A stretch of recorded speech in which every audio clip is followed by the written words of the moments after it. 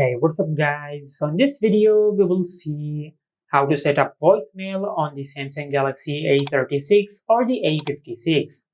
Now to do that, first of all, just open the dialer app on your smartphone, then tap on the three dots and go to settings.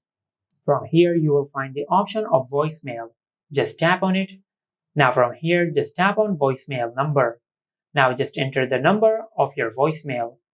Now once you enter your voicemail number, just tap on OK. Now just tap on OK. Now as you can see, we have successfully entered our voicemail number. And if you have two SIM cards on your smartphone, just do the same for your second SIM card. Just tap on voicemail number and enter the number for your voicemail. Then tap on OK. And this is how you can set up voicemail on the Samsung Galaxy A36 or the A56.